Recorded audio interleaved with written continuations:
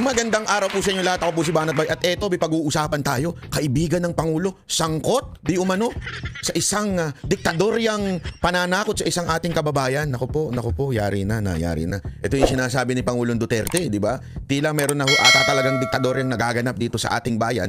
At talaga nga naman itong mga nanunungkulan ay pawang mga umaabuso sa kapangyarihan. Naku po, alamin po natin tong kwento na ito at reaksyonan po natin kasi ako, alam mo, nung napanood ko ito, talagang sumama ho yung aking pakiramdam at talagang sabi ko, sorry, pasensya na, napapagmura ha. Napapaano ako parang ganito na ba talaga ang bayan natin? Wala na hubang batas na nagaganap dito sa Pilipinas? Ano na ba? Oh, di ba?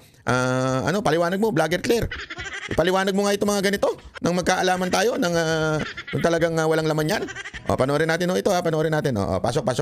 O. Isang minor de edad na anak ng mag-asawang negosyante sa Dumaguete City ang pumila para makausap si dating Pangulong Rodrigo Duterte pagkatapos ng Cebu People's Indignation Rally noong nakaraang Sabado. Abay, bakit? Alamin natin ang detalye ng balitang ito ni Aileen Navarro. Dahil sa sunod-sunod na insidente na pananakot sa kanilang pamilya, si Bea Torres, 16 anyos na anak ng mag-asawang negosyante na sina Gaspar at Kitty Torres mula sa Dumaguete City ay nagpasaklolo na ng mag-post ng panawagan sa kanyang Facebook page at sinundan pa niya ito ng isang video post. To President Bongbong Marcos, Vice President Inday Sara, Secretary Jovic Remulla of the DILG, Secretary Jesus Crispin Remulla of the DOJ, the Chief of the PNP, the NBI Director, and the Human Rights Commission. I humbly plead for my family's safety, especially for my parents who have been receiving multiple death threats from anonymous individuals. I sincerely hope that your positions as political leaders can help ensure our family's safety and bring us peace. I kindly ask that our security not be taken away as we still face possible attacks. Your help in keeping us safe would mean a lot during these difficult times. Si Bea Torres kasama Ate, pakikinggan ka kaya niya mga sinusulatan mo kasi malapit mukhang malapit ho itong ikinirereklamo mo sa Pangulong Marcos ha. Di umano, panoorin natin. niyang mga magulang na sina Gaspar at Kitty Torres ay personal na nagtungo sa ginanap na Cebu People's Indignation Rally kamakailan lang kung saan si Bea ay personal na nagpasaklolo at mangyak-yak na Grabe. nagsumbong kay dating Pangulong Rodrigo Duterte dahil sa harassment na nararanasan ng kanyang pamilya. Matatanda ang Disyembre 2 noong nagdaang taon, nag-file si Kitty Torres ang ina ni Bea ng reklamong korupsyon sa Ombudsman Visayas laban kay Governor Chaco Sagarbarria dahil sa Nako. Si Chaco. Nako po, patay tayo dyan. Sino ba yung Chaco na yan? Nako. Manuel Chaco L. Sagarbarria. Nako, malupit. Sino ba ito? Saan ba yan? Nako, ito po ay Governor of Negros Oriental. Aba, sounds family. Negros Oriental. Sounds family, mga kababayan. Baka sabihin naman ng mga English vocabulary dyan. Sounds familiar. I know. Okay? Sounds familiar. Okay? Sino ho itong si Manuel Chaco L. Sagarbarria? Ay, siya lang naman po ang pumalit nung namatay po yung pumalit kay Digamo. Kaya. Ulitin natin. Para mas malinaw. Following the assassination of Governor Ruel Digamo, March 4, 2023, alam naman natin, may karumal-dumal na nangyari dyan sa Negros wherein namatay po ang kanilang governor. Malupit ang sabihin, ito ay matinding pangyayari. Ito ay nationwide na nangyari, pinatay. At pinagbintangan ng mga Tebes. Sabi nga nila, in every crime, you should check the motive. Diba? So, sa bawat krimen daw, kailangan mong malaman kung anong motibo para mapatunayan mo isang tao o malaman mo isang tao kung meron ba itong kinalaman. Diba? So si Digamo namatay. He was replaced by si Carlo George Joan Guido Reyes. Assumed the governorship of Negros Oriental. Ibig sabihin, ang pumalit po ay si Reyes, Governor Reyes. Tragically, Governor Reyes passed away on May 31, 2023 after 3 months in office. Nako, patay tayo dyan. Biglang namatay yung ipinalit. Okay, sino pumalit ngayon nung namatay yung pinalit kay Digamo? Subsequently, Vice Governor Manuel Chaco Sagarbarria ang pumalit. Nako. Ito daw ang pumalit na gobernador. Patay tayo dyan. Nako.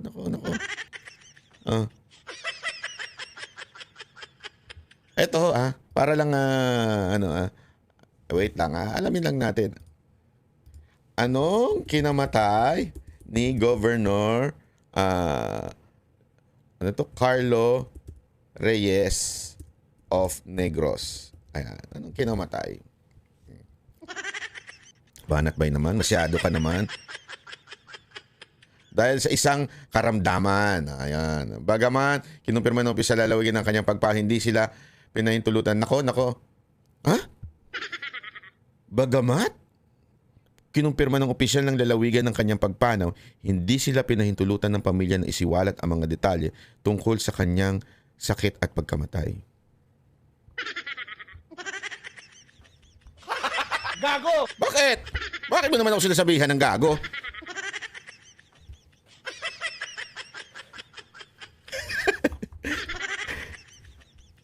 Alam mo lang, tumatakbo-takbo lang yung isip ko. Pero, sige, tuloy natin. Basta, after 3 months na pumalit ni Governor Reyes, after 3 months, pumanaw ito at pumalit ho ito. Anong dahilan ng pagpanaw? Dahil daw sa sakit, pero hindi na detalye. Okay. Sige. Tuloy, Banat Bay. Ha? Tuloy mo lang. Easy. Tuloy mo lang. Umano ng tig 500,000 piso kada quarry operator na kliyente nila kapalit ng permit to operate. Naku, meron daw siyang allegedly kinikilan na 500,000 pesos kada operator ng quarry. Naku. Feeling ko, merong Korean na involved dyan. Bakit Korean, Banat Bay? Bakit Korean? Hindi, feeling ko meron Korean involved dyan. Paliwanag ko lang sa inyo. Kilala nyo yung Korean na yan?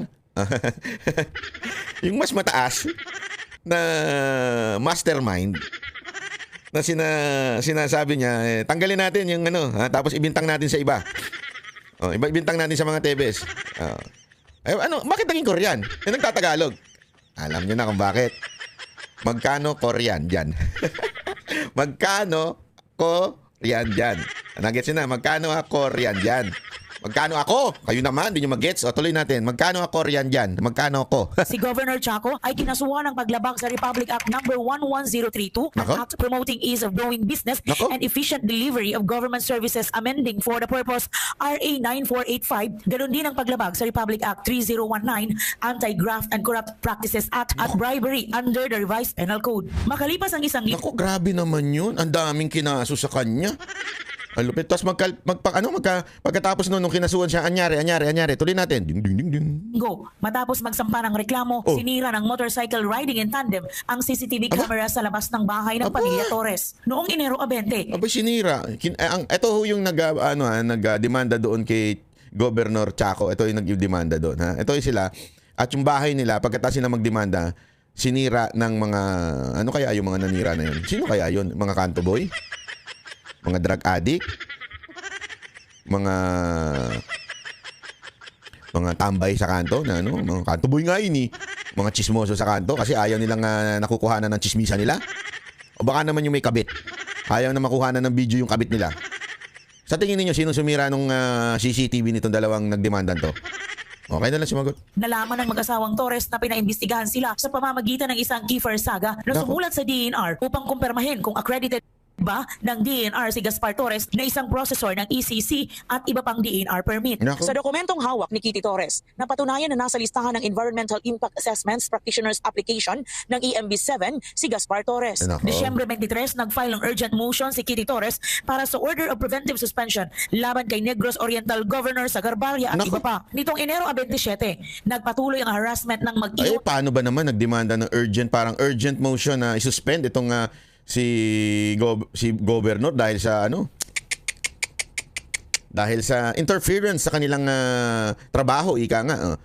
Biglang may merong sulat na lumabas. Naku, ibang galawan nito ha. Sino kaya sumulat nito? Kapitbahay na chismosa? Yung tambay sa kanto? O yung tulak sa kanto? O baka naman, kayo na lang sumagot kung sino man ang sumulat sa tingin ninyo nito. rin ng placard na may mensaheng hakog kaayo ka sa imong negosyo nga quarry Kitty Torres. Nako. Nakasulat ito gamit ang pulang pintura na nilagay sa likurang bahagi ng kanilang restaurant sa Anong huwag ko? Naku, hindi ko naman naintindihan yun. Sana tinagalog naman ninyo. gitnaan ng gabi. At nitong Pebrero 6 taong kasalukuyan, Ito, February 6 naman to. Naku. Nabaril ang bahay ng pamilya Naku. Torres ng motorcycle riding in Naku. tandem. 12 bala ang na-recover ng kapulisan. Wala namang Naku. tamaan sa kanyang pamilya. Naku. Hindi lang pala ito tawag dito, yung nagpipinta-pinta sa karsada kasi sumulat. Hindi lang naninira ng CCTV. May pagbaril pa. Nako, patay tayo dyan, yari. Dapat buksan ng investigasyon doon sa Digamo. Nako. Kung sino man, wala akong sinasabi, wala akong tinutukoy kung sino man ang gumawa niyan, pero baka may merong relasyon yan doon sa pangyayari doon sa Digamo. Tapos parang maling tao lang ay tinuro, kunwari si Tebes lang. Fall guy lang. Hindi ko alam, wala akong sinasabi. Hindi ko wala. Ito umiikot lang sa isip ng mga netizen diyan sa Negros. May mga nag-message sa akin sa Negros na, "Bakit ba alam na ba yung nangyayari dito? Grabe na dito." Ganun. Itong ganyang may mga baril. Nakala ko ba hindi, ito. Sige, diretsoan tayo. Akala ko ba ang mga notorious diyan Tebes, di ba? Akala ko ba sila kaya ang gagawa nito para makabalik si Congressman Arnie Tebes at maging gobernador? Hindi, ako nagtatanong lang Medyo, kasi parang parang sabi ko, akala ko ba sila yung nanggugulo dyan? Kasi yung nagsasabi, "Banat ba, hindi mo kilala mga Tebes." Akala mo kilala nila, no? Hindi, akala mo kilala nila. Hindi mo kilala mga Tebes. Sabi, wala akong sinasabing, malinis ang mga Tebes. That's not my point here. My point here, mga kababayan, ay simple lang. Let's open our eyes and ears on the things that is happening in our society. Many times kasi we are blinded by propaganda. Many times we are blinded by media propaganda and public perception na minsan, at kadalasan pala, hindi pala minsan, kadalasan ay mali. Depende yan sa sino nag-PPR. Alam nyo, maraming mga PR guys dyan lalo na itong administrasyon na ito, marami. Nung nangyari yan Digamo case, sinasabi nila notorious daw ang mga Tebes. Sila daw ang pinuno ng mga pasugalan dyan. Tanungin ko kayo, nung nawala ang Tebes, nagbago ba? Meron bang pagbabago? Yun lang. Mamaya pag-uusapan natin kung anong relasyon nito sa Pangulo. Kasi balita ko, tropa daw ito. Tropa ng Pangulo ito. Ewan ko kung totoo. Mamaya may video tayo dyan. May video. Easy. May video. Di ba? Ito lang. Ito kaya ay yung pagbabago sinasabi nila na ang peace and order, gambling, nagbago ba nung nawala ang mga Tebes dyan? Kasi supposedly, kinamkam lahat ng pagmamayari nila, di ba? Natatandaan mo, yun ang nirereklamo nito ni Arnie Tebes. Kinamkam lahat ng pagmamayari nila, lahat. Pati mga pasugalan dyan, na legal yung legal. Hindi na wala akong kinaugnayan ng mga Tebes. At sabi nila, ang pumalit daw ay yung kalaban. Ewan ko kung totoo yun, Pero gayon pa man, mga kababayan, yung mga ganitong pangyayari, hindi tayo pwedeng pumikit.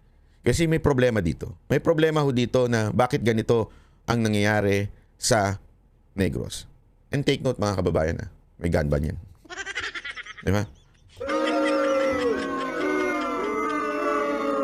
Kaya, sesegue ako ng kapiraso. Kaya yung sinasabi ng isang abogado dyan, yung bobong abogado na walang kaso, o kung may kaso man, puro talo, yung abogadong bobo dyan, yung pangalanan nyo na lang din, yung pangalan ng bobong abogado na yun.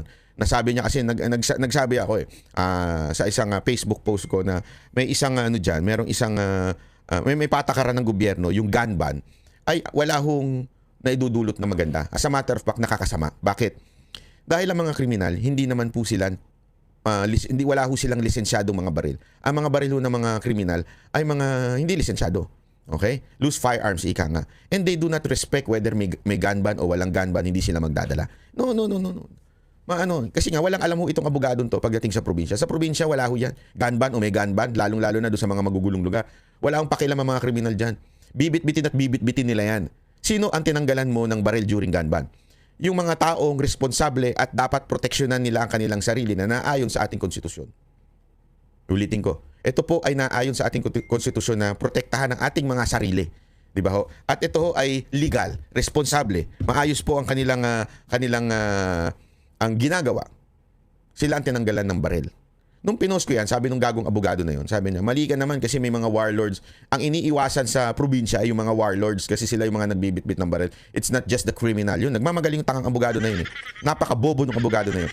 Tanungin ko kayo, kaliwat kanan na nakikita nating patayan sa mga probinsya, na dulot yan ng mga warlords, dulot yan ng mga political gangs. Diba? Mga politiko yan Sa probinsya, di ba, meron pa isa, vice mayor, binaril habang nag-i-speech. Tanungin kita, dahil ba dun sa gun ban, nabawasan? Hindi. Dahil sa gun ban, yung mga security, nawalan ng mga baril. Totoo yan. At yung mga taong kailangan ng protection sa sarili, nawala din. Bakit? Gun ban eh, sumusunod sila eh. Pero yung mga kriminal, hindi. Ganong katangay ang abogado na yan by arguing na nakakatulong daw yung gun ban. At yung sinabi ko daw ay mali. Tingnan nyo nga, ito yung sa mga prueba eh. Walang nadudulot na maayos yung gun ban. Ang tinatanggalan lang ng proteksyon yan ay yung mga responsableng gun owners. Ito ang pangalawang strafing incident. Una nang na-strafing ang kanilang bahay noong Abril 23 nitong nakaraang taon. Matapos si Kitty Torres humarap sa Senate hearing, may kinalaman sa kasong pagpatay ng isang media man sa Dumaguete City. Kamakailan dumulog na sa Commission on Human Rights ang mag-asawang Torres, ganon din sa Ombudsman Region 7 at sa NBI. Sa ngayon, ang mag-asawang negosyanteng Gaspar at Kitty Torres ay binigyan ng PNP ng 2 gwardiya upang masiguro ang seguridad nito. Subalit pilit ring pinapatanggal ng kalaban niyang anyay nangaharas sa kanila. Ano daw? May guard, pero sino nagpapatanggal? Binigyan sila ng protection, ano yun eh, matik yun eh, pagka ikaw ay may bibigyan ka ng gobyerno, o kahit, depende yan. Depende yan, alam mo naman si Marbil eh, may sariling mundo yan eh. Kaya nga di ba yung mga lihitimong may death threat, na Duterte supporter, mga lihitimo ito, ito may mga papel ho ito mga ito ah. When you say lihitimo, back up ho ito ng dokumento. Walang pakialam si Marbil dyan.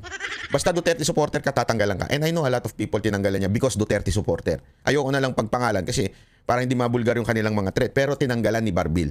Bakit? Sabi niya, bakit may may PSPG yan? Ganun yun.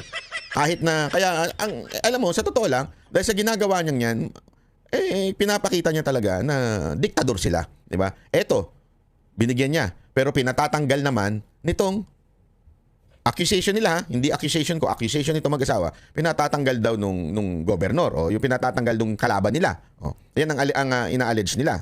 Nang dahil lang sa kaso na final ko against sa kanila, okay lang kung ako at saka yung asawa ko, may mga anak kami dito sa loob ng bahay namin, Miss Ai. So ngayon ang panawagan ko, diretso na ako kay PNP Chief Marbel at saka kay DILG Secretary. Alam ko naman, tatay din sila. Sabi nga ng anak ko, Mama, I write sa sinulat ko yung letter doon kasi desperate na daw siya, nanawagan daw siya na sinasabi niya, PNP Chief, tatay ka naman, please po, tulungan mo kami kahit hindi mo naman ako anak. Bagamat puno ng Grabe. pag-aalala sa kanyang pamilya, Sakit doon, naniniwala Brad. ang mag-asawang Torres na makakamit rin ito ang hustisyang nararapat para sa kanila. Ang tanggapan ng SM9 News Visayas ay bukas para kay Governor Chaco Sagarbal. Oh, Governor Chaco, ako din, bukas din ako sa inyong sagot. Tungkol dito sa accusation ng mag-asawa na ito. Alam nyo, medyo mabigat po yung accusation na ito dahil inaakusahan kayo ng mga tulad ng pagtanggal ng CCTV, yung pagsulat-sulat, inaakusahan kayo. Tapos yung tao nyo daw yung sa pagbabaril-baril. So matinding akusasyon yan. Plus yung pangingikil nyo pa. At pati yung mga kaso. So kung kayo ay open po ako na kayo ay marinig ang inyong panig. Kung gayon din ang SMNI, di ba? Pero itong balita na ito, medyo nakakaano ito. Bakit to kanyo? Sino ba itong si Governor Negros Oriental Manuel Chaco Sagarbarya, 'di ba? Sino po ba ito? Ito'y tila malapit sa presidente. Bakit to? Mismong ang Pangulong Bongbong Marcos ay nagpunta sa Negros. At ito po ay sinalubong ng matinding hiyawan ng gobernador. Yung gobernador lang humiyaw. At saka siguro yung mga tauhan niya. Yun lang ang humiyaw po. Yung gobernador at saka yung mga tauhan niya. Wala nang iba. Pero ito, papakita ko sa inyo itong video na to. Naaman si Pres Dere, I'm not gonna take much of your time because kay Balogyo ko, you're all excited to hear what he has to say para ka nato tanan. I would just like to say, Isagit ra nato, okay ra ba? BBM! BBM! BBM! Tungan ta, BBM! Watay ming... Parang excited yung mga tao Anyari? Sandali. Huy. Yung ayuda nyo, wala. Kayo mga taga-Negros wala kayong ayuda pagka ganyan. Ha? Nako. Tanan. I would just like to say, Isagit ra nato, okay ra ba? BBM! Nako. BBM! Nako. BBM! Ay, sus. Tungan ta, BBM! Watay ming... Grabe, ganadong-ganado yung mga taga-Negros sa pagsigaw ng BBM Ganado kayo Ano nangyari sa inyo? Anak kayo ng tutsa. Wala kayong ayuda paglabas. Kayo talaga Hindi. Kasi alam mo kung natutuwa, maraming aspekto yan Kung natutuwa yung mga taga-Negros sa ginawa ng gobyernong ito sa kanilang lungsod, di sana ang sagot talaga diyan BBM, di ba? BBM. Bakit hinipe na kayo ng gobernador nyo pero wala, nga. Di ba? BBM! BBM. Ay, saya. Dungata BBM. Ay, ang saya. Matay mingaw man usab-usab. Tandaan nyo, RTBM ang kumuha nito, ha? Ayan. BBM. BBM. BBM. Okay. Press. Okay na dito. The Negros Oriental. The entire.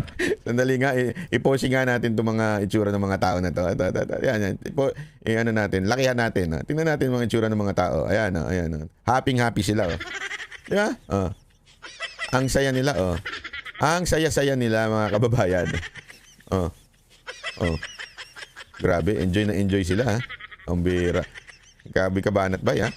Tuloy natin, ha? BBM. Matay mingaw man usab-usab. BBM. Oy! BBM. Oy! BBM. Oy! Okay. Okay na, Press. okay na ra. Okay na dito. The Negros Oriental, the entire people of Negros Oriental truly loves you. And let's work together for helping the province and the whole country. Thank you so much, Press. Thank you kanino tanan. Ang saya-saya. Dito, tingnan nga natin itong mga taong ganitsura nila. Happy sila. Happy sila, May bantay pang pulis. Para siguraduhin, pumalakpak kayo pag di kayo pumalakpak. Tingnan mo, happy, yung nakamas, tingnan nyo, happy. Di ba? Gago! Di ba, kitang-kita naman sa pagmumukha nilang masayang-masaya sila sa pagdating ni BBM sa lugar nila.